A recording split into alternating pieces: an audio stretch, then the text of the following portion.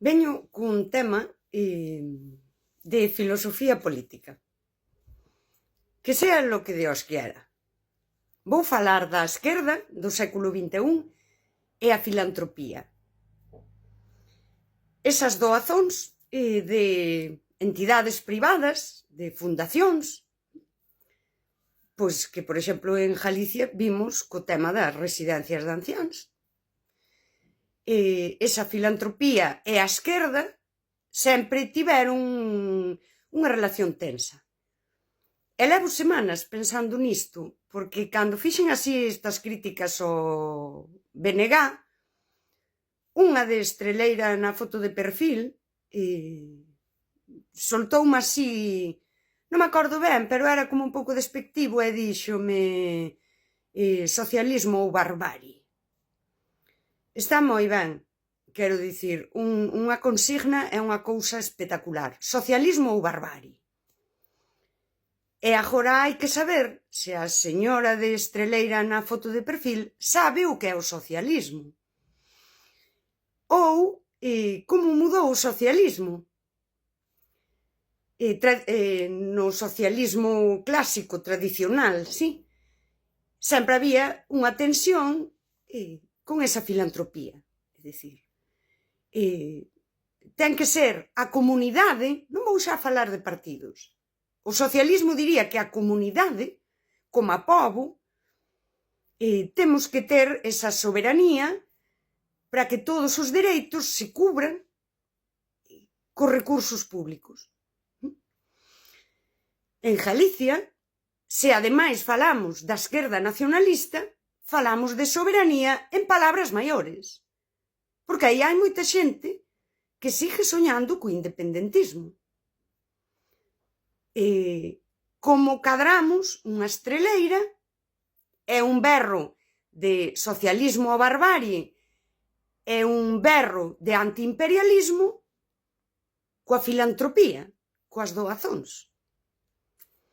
É que en Carballo, que está gobernado polo BNG, o edificio das entidades sociais vai no facer a Fundación Amancio Ortega. Son 7 millóns e pico de euros e vai no pagar íntegramente a fundación. É dicir, vaise facer cunha doazón privada. Isto xa me veu moi cadrado con que hai pouco, todo o mundo sabe, vamos, voulle sacar aquí rédito a tope, unha persoa de la Gallejidá ameazoume con denunciarme por facer unha crítica a un festival do que esa mesma persoa di que hai radares onde se pon o diñeiro público e hai persoas que se poñen nos radares e cobran dese diñeiro. Un festival de carácter cultural. Eu non teño nada en contra da promoción da cultura e, ademais, o galeguismo, sí, pois claro, ten que haber un traballo pola cultura. Con todo, é un festival internacional. Parte dese diñeiro repercútese fora daqui. Quer dicir, o radar de por aquí está ben, pero despois... Vale.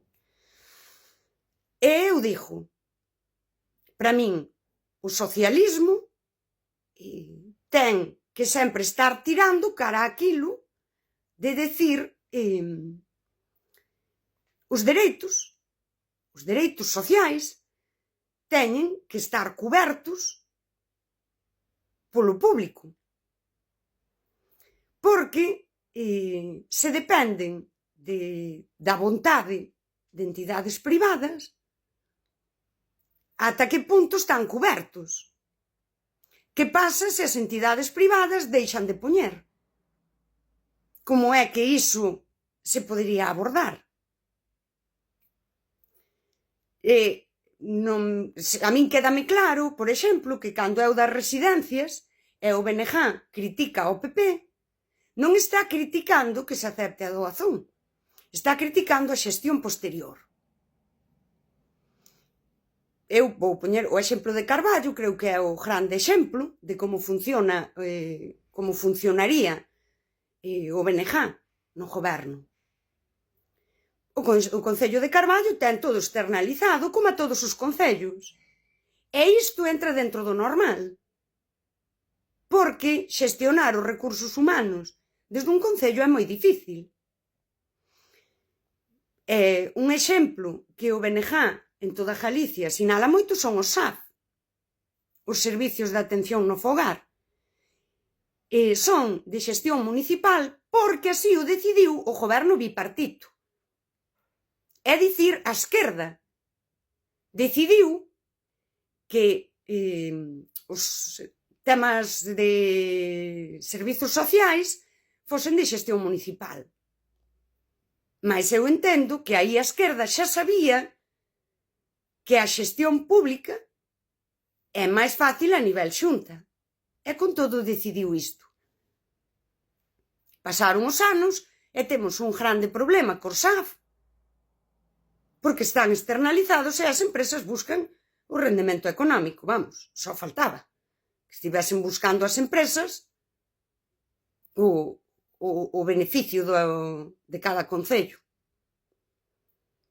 E agora atopámonos cunha esquerda que acepta doazóns, sigue poñendo diñeiro en cultura, en radares, é dicir, externaliza a cultura para unha mellor xestión. Eu non vos nego que sexa así.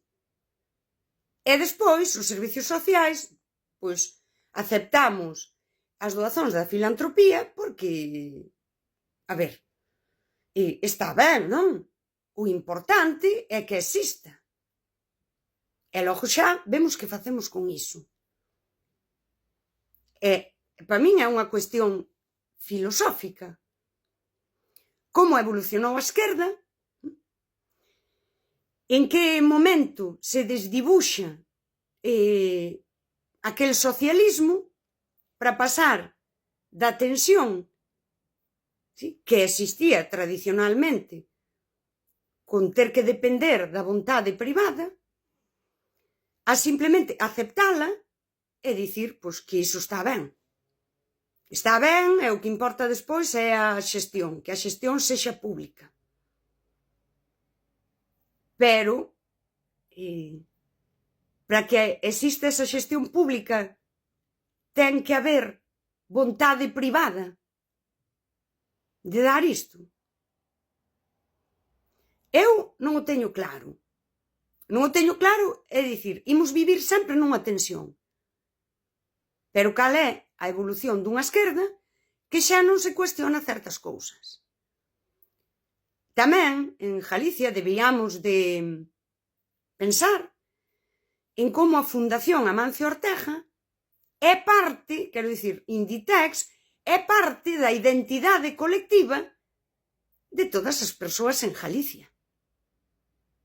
Porque ao final ele era un señor que creou desde Galicia unha empresa que hoxe é unha multinacional, a máis importante do textil a nivel mundial, superou a Nike. Pero, no noso imaginario colectivo, eu acórdome hai anos que fun a Melide facer un chollo. Un chollo que facía eu, temas de presencia web, estive nun comercio. A señora que tiña ese comercio hai anos, que daquelas creu que tiña os 100 anos, debía os ter, que ela lembraba a Amancio Ortega sendo que ela chamou un viajante que ía ao seu comercio. Logo, no imaginario colectivo dos galegos, é parte da nosa identidade. Pero é unha multinacional. Non sei. Digo para pensar. Non vou eu xa dicir o que opino. Home, se cadra podo dicir, xa que me queren denunciar, que gracias Fundación Amancio Ortega, porque así podemos seguir poñendo os cartos nos radares, e é, que é o que dixo eu, un paradoxo da hostia, é que a Fundación Amancio Ortega sexa máis galeguista que os galeguistas estes. Porque, mira, neste caso, poderemos seguir poñéndolle 4 pesetas a la galleguidá e o edificio, pois, das entidades sociais, pois xa non lo paga a fundación. In love ca fundación. Eu vou votar Inditex. Aquí, para que pensemos. E eu solto aí. Xa mesmo me dá igual que me boten do choio que de Carballo. O que sexa. Non vou ser eu a día de hoxe a que critique tanto a Inditex.